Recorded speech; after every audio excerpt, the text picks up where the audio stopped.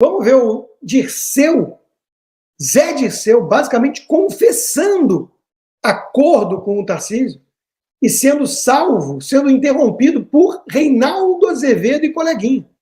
Reinaldo Azevedo, que fim de carreira, entrevistando Dirceu como se fosse um grande estadista. Por exemplo, agora, acabou sendo feito um acordo entre o Mendonça Filho, né, e o Camilo Santana, nosso ministro da Educação, sobre a questão do ensino médio, porque nem nós podemos aprovar o que nós queremos, nem eles podem por causa da opinião pública. Dá um exemplo de uma questão. Aqui em São Paulo, o governador Tarcísio, ele e o secretário que veio do Paraná, São Paulo não é o Paraná, apesar que eu sou paranaense também, sou apaixonado pelo Paraná, é um estado fantástico. Onde milita o seu filho.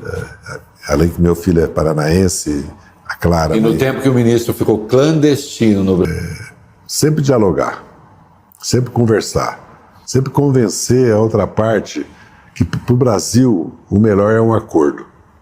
Se não pode o que eles estão propondo, não pode o que nós estamos propondo, vamos procurar um acordo.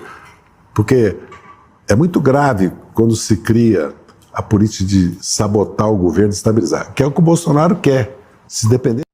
Olha, isso aí fala diante de um espelho, né? Projeção. O PT, desde sempre, quando é oposição, só faz sabotar os outros governos. Mas ele falou do acordo com o Tarcísio e depois foi interrompido. E aí? Mais grave das eleições. Isso precisa ser dito. É o sistema. O acontecimento mais grave passou desapercebido. Dois altos personagens da República tiveram um encontro secreto para decidir o destino de Pablo Marçal, o imperador calvo e o governador da direita permitida. Com o Bolsonaro manietado pelo seu próprio partido e pela turma do Centrão e do Valdemar, Marçal caminhava para estragar o teatro das tesouras. E a turma virou e falou assim, não vai rolar. Aí o próprio Marçal vai lá e dá um tiro de bazuca no pé e faz o serviço. Mas antes, o Alexandre de Moraes já estava preparando a bala, intimando ele por causa de uso excessivo do X e blá, blá, blá. Meus amigos, está muito claro, não tem mais espaço para a direita no Brasil. Eu não vou nem discutir se o ex-coach é um picareta ou é direita genuína, não é o caso. Ele se vendeu como tal. Ele estava atacando o sistema e os comunistas no discurso. E incomodando, porque estava se colocando como o candidato antissistema com a pegada nacional populista, que é música para os ouvidos dos conservadores no Brasil. Malafaia chama Bolsonaro de covarde, relata decepção com Nicolas e elogia o Tarcísio. Aí o Bolsonaro, com uma postura de quem consegue engolir muito sapo, fala, não, deixa disso.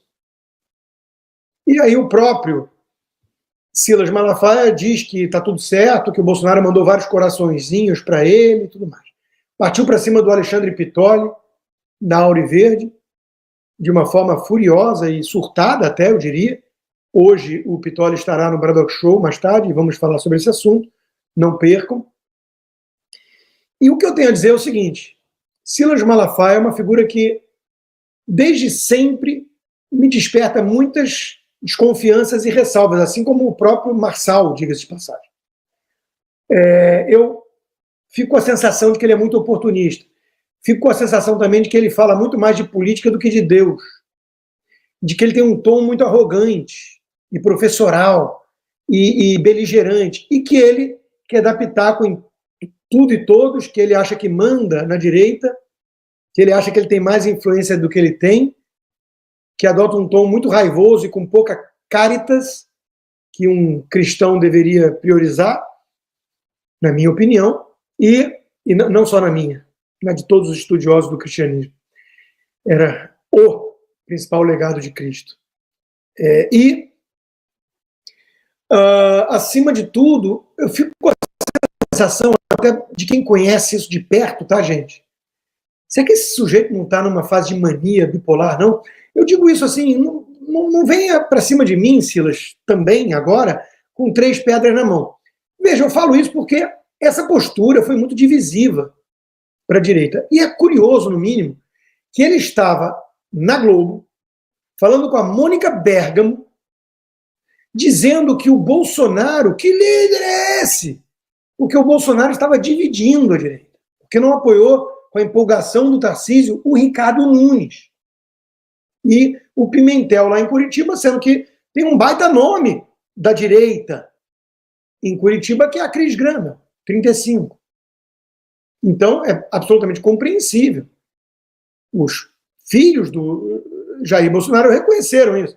Olha, lá tem um nome muito bom da direita, é uma situação difícil. Então, o Silas foi para Mônica Bergamo, na Globo, lavar roupa suja na casa do inimigo, atacar o Bolsonaro e depois criticá-lo por dividir a direita. É muita incoerência. É muita incoerência. Então, de novo, se a direita depende, para salvar o Brasil, das lideranças do Tarcísio, que é melhor do que o Silas, e mais leal ao Bolsonaro, quero crer, mas não muito.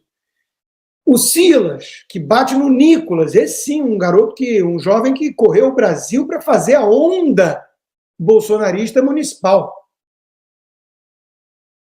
Se o trio que vai salvar o Brasil é o Tarcísio, Silas Malafaia e Kassab, meus amigos, comprem a passagem hoje, porque as únicas saídas para o Brasil serão Cumbica e Galeão.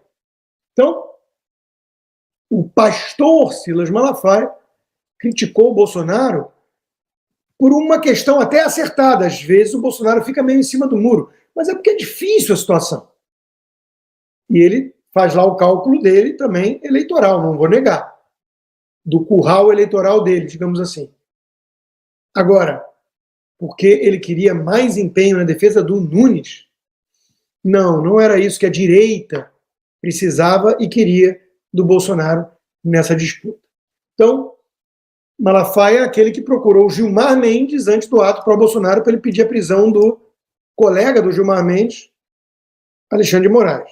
A gente fica até desconfiado. Todo mundo pergunta o que tem o Silas Malafaia para poder subir tanto o tom quanto o Alexandre e nada acontecer contra ele. Ele é meio maluco, o cara tem medo de prender ele e criar uma guerra civil com os evangélicos no país. É uma tese. A outra é de que quem está muito próximo assim do Kassab, como parece ser o caso, tem costas quentes, como o próprio Janone já disse, eu tenho costas quentes com o STF. Então tem algumas pessoas que têm costa quente com o STF. Tem outras pessoas que têm o passaporte cancelado há quase 2 anos, que têm as contas bancárias com bastante dinheiro para mim, não para o pastor Silas Malafaia, que é multimilionário, mas para mim é bastante dinheiro, há 2 anos e censura prévia nas redes sociais. Mas eu sou o traidor. O Silas é o cara que defende o Bolsonaro e o Brasil e a direita conservadora.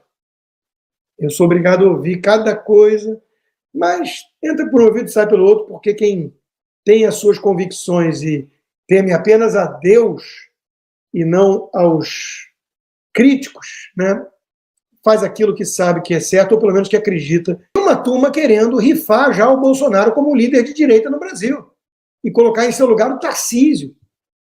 Não cola. Vocês acham que o Tarcísio arrasta que multidão aí nos aeroportos, Brasil afora?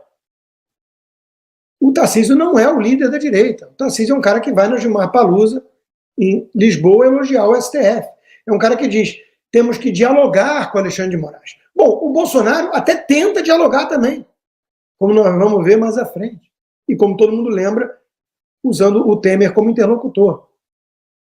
É uma situação humilhante, porque ele tem medo de ser preso a qualquer momento, porque ele quer viajar para os Estados Unidos e não pode. É uma situação humilhante. Mas o Tarcísio é, de forma muito mais explícita, a visão pragmática, excessivamente pragmática, de quem acha que consegue, num chá das 5, articular o Kassab numa mesa, numa cadeira, o Alexandre de Moraes numa outra, e vamos o quê? Vamos soltar o Daniel Silveira? Só se for para a colônia agrícola.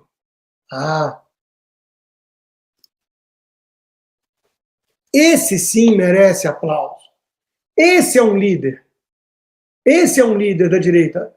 É um líder jovem, ainda tem muito a ganhar de maturidade política, como diria o Silas, né? Tomara que não para virar um pragmático excessivo como o próprio Silas e o Tarcísio. Mas esse é um parlamentar que coloca skin in the game, arregaça a manga e vai para o fronte de batalha. E faz a diferença. Nicolas tem meu respeito. Como tem meu respeito o Príncipe. E o Príncipe está certo. Centrão ficou feliz e a vitória foi do sistema. Eu fiz a mesma análise, né? Por isso que eu acho que ele está certo, óbvio. Teve muita gente falando, a direita venceu. A direita conseguiu, graças ao esforço de um Nicolas da vida, que vimos agora, uma onda direitista em Câmara dos Vereadores Brasil afora, mas está longe de ser o grande vencedor de uma eleição que o Kassab meteu quase 900 prefeitos. O sistema de compra de voto, da velha política, né, dos grotões, funciona, está vivo. Esse conjunto de medidas tornam o cidadão refém do grupo criminoso de Brasília, no comando de toda a renda, poupança, bens e serviços produzidos pelo Brasil. Então, é um círculo vicioso que eles comandam. E é muito difícil romper com esse círculo, porque o próprio Kassab disse, quem nacionalizar demais a disputa vai se dar mal. Em São Paulo, talvez escolhe, né? O Marçal quase foi para o segundo turno. Isso porque ele deu um tiro de bazuca no próprio pé aos 45 do segundo tempo, de forma incompreensível. Agora, vai Brasil afora, 5.500 prefeituras, não é isso que pesa. E o Kassab sabe, né, como o sistema funciona.